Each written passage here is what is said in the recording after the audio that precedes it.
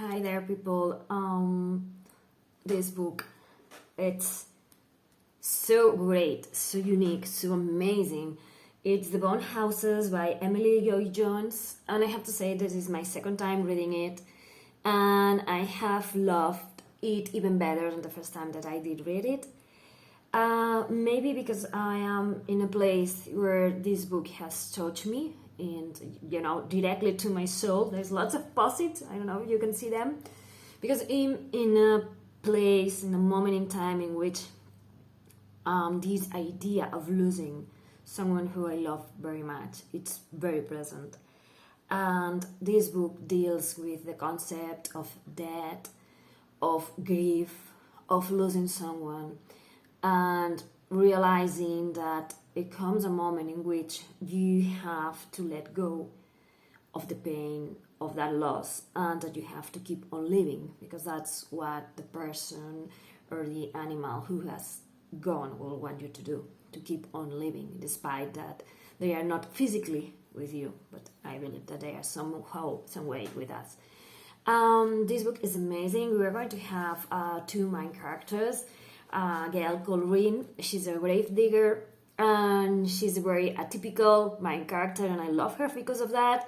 She defines herself as half wild because she loves to be in the forest. She's a strong girl, like very physically strong. She fights with an axe, and she's that kind of person who likes to be alone. She prefers solitude. And as you keep on reading, you begin to discover that the reason for that is because she has lost so many people, that she has constructed this kind of barrier between herself and the world, like keeping everyone at bay protects her from the pain of losing them. That doesn't hold with her family. She has a little sister called Sadie and a brother called Garrett, and they live together.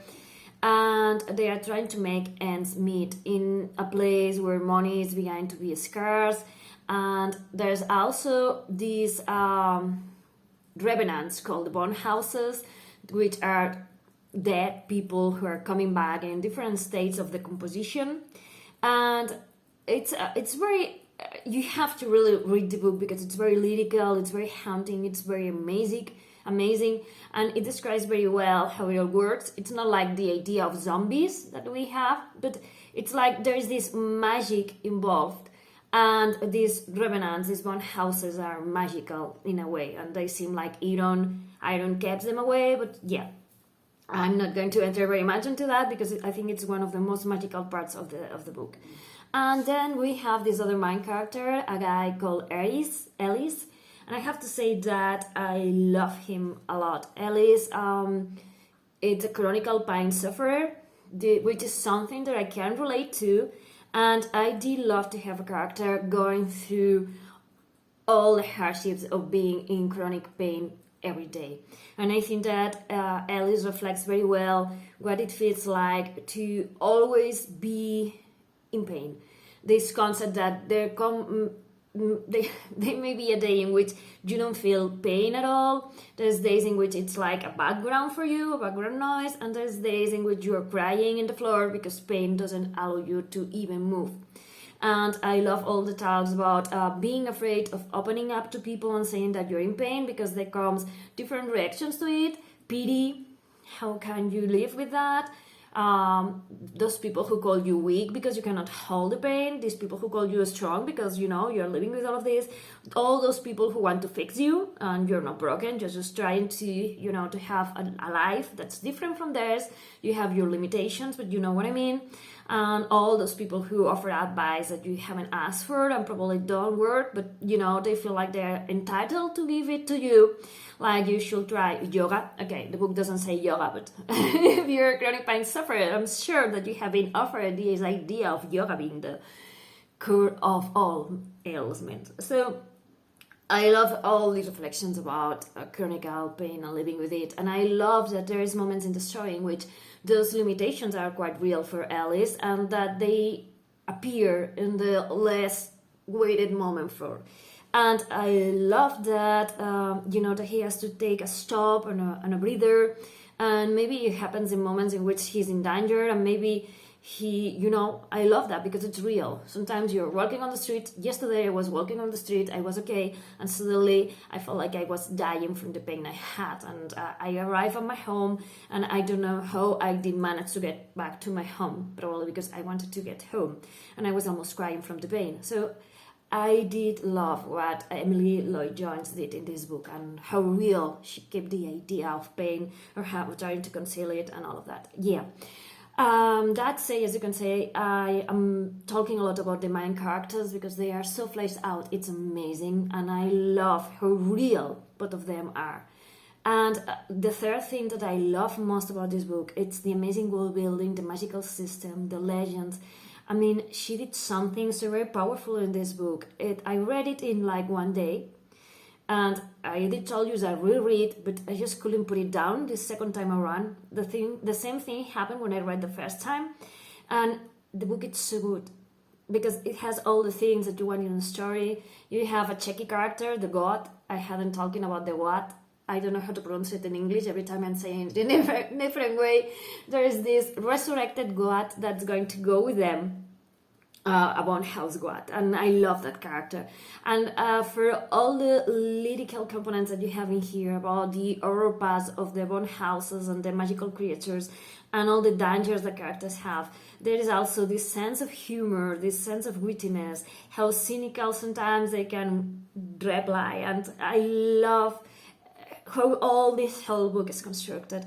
I love that you have lots of actions, lots of fights, and you have lots of very touching moments in which it really makes you think hard about what it means to lose someone, what would you do to keep someone who has died, to make them come back to you. There is this little village in which people are trying to hold onto they're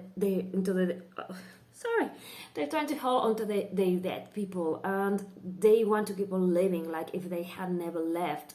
And it makes you think a lot about, as I say, about loss and about death and about going on when someone you love dies. And yeah, I mean, this book, it's amazing. It's very magical, but it's also very touching. I know I say that like 1,000 times, but this book was something that I needed to read now, as I said.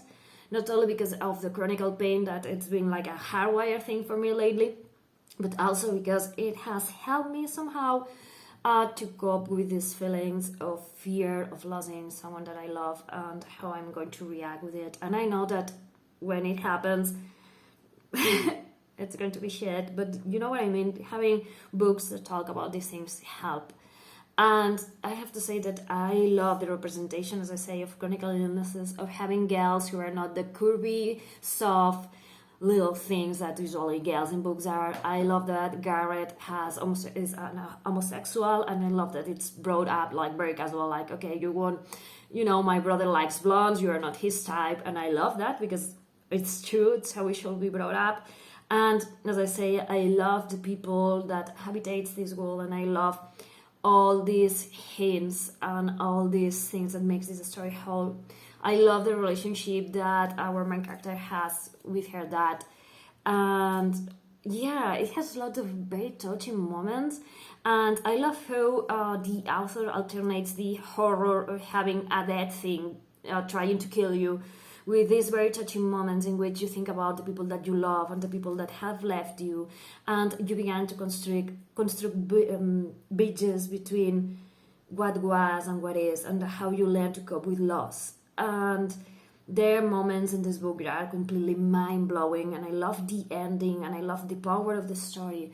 And you have to read it. If you like fantasy, if you like books with magic, with incredible main characters that are fully alive, with representation of chronicle pain, and as I say, a strong leading woman, and that helps you deal with the feelings of loss, of fear of losing someone, the anticipation of something, someone going to die, and how to deal with all of that. This book is amazing, so I think that you have to read it. Thank you for watching. Bye.